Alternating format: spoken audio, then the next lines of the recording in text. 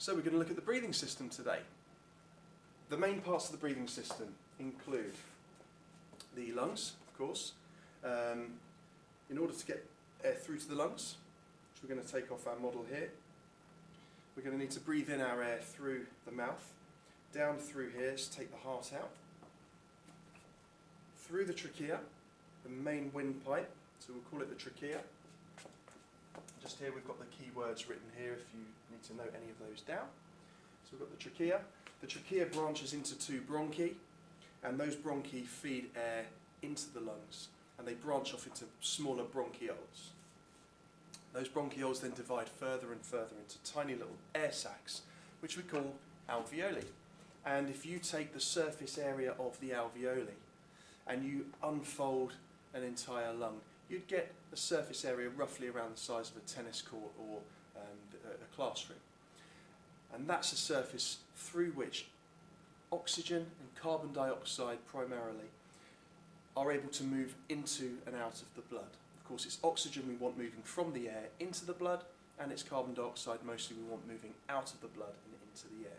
So the purpose of the breathing system, of course, is for gas exchange. There's a really, really high surface area, as I've said, in the alveoli to allow for that gas exchange. So they're really, really important points.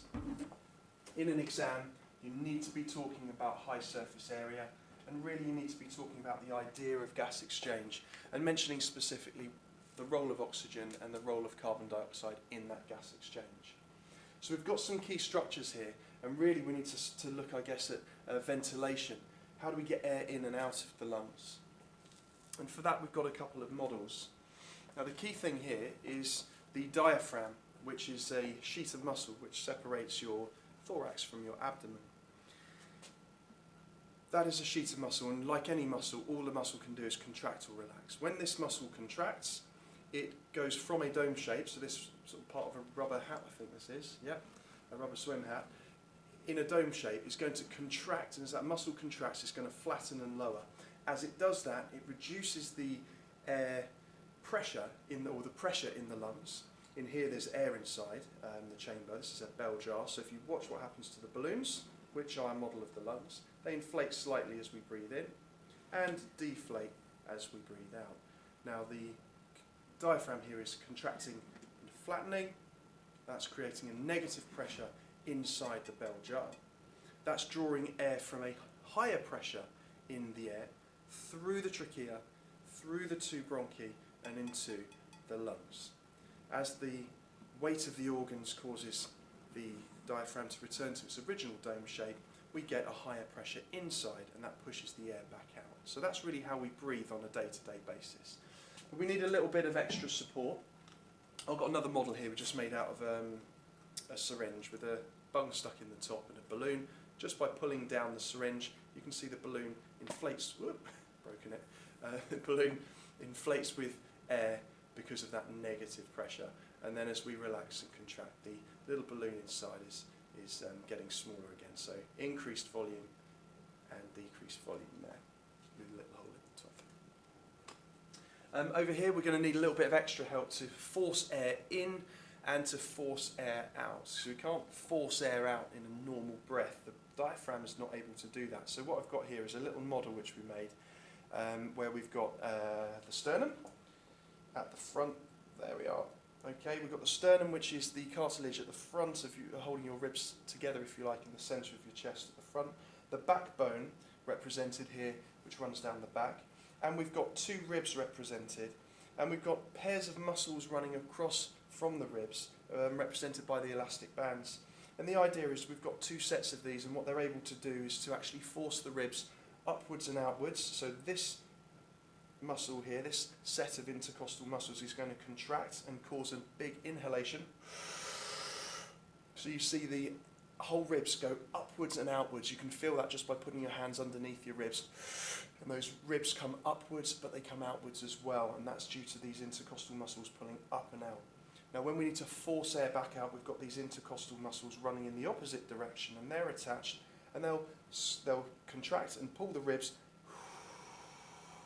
downwards and inwards, and that's how we're able to get air forced in and out of the lungs.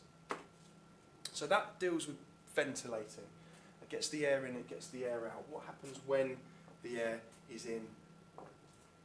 And that's where we look a little bit more closely at these structures. We've got a tiny little bronchiole represented over here, and that bronchiole divides into what looks like little sacs of grapes, and those are the alveoli. These are the little air sacs. And we've got lots of clusters of these, millions and millions of them in every lung, and they are very, very closely surrounded by a network of capillaries. The capillaries supply deoxygenated blood, which has just come from the heart, being pumped round the corner to the lungs and becomes oxygenated as it flows very, very closely to the surface of the alveolar sac, which is full of air during that inhalation. And if we zoom into one of these alveoli, so this is one alveolus here, so just one on its own is an alveolus, more than one would be alveoli. We've got air coming in, and this model is showing us that we've got oxygen shown in red with a higher concentration in the air inside the lung compared to the blood, which is shown by this capillary with all these red blood cells lined up in single file, such tiny capillaries, but so many of them in wrapping around these alveoli in the lungs. This high surface area means that the high concentration of oxygen very quickly allows oxygen molecules to diffuse from that high concentration through the alveolar wall, through the capillary wall, and into the blood, where it will meet with hemoglobin in the red blood cells, oxygenate that hemoglobin, and those oxygen-rich red blood cells will then travel around the body, deliver the oxygen, and then come back eventually to reoxygenate here back in the lungs. Now, at the same time as this blood flows in very, very close proximity to the air inside the lungs, we've got carbon dioxide coming in a much higher concentration compared to the concentration of carbon dioxide in the air in here, which would be about 0.04% of air.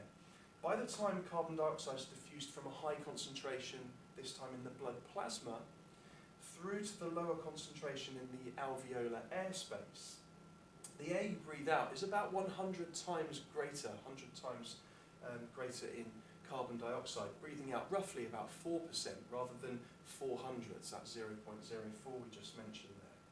So the purpose of the breathing system is to have a high surface area for gas exchange. That gas exchange occurs in the alveoli, and in order to get the air in and out, we need this network of airways, the trachea, the two bronchi, those smaller tubes, the bronchioles, those sort of sac of grapes, sort of air sacs, the alveoli, and of course the ribs, the diaphragm, and intercostal muscles here to allow that air to move in and out and ventilate.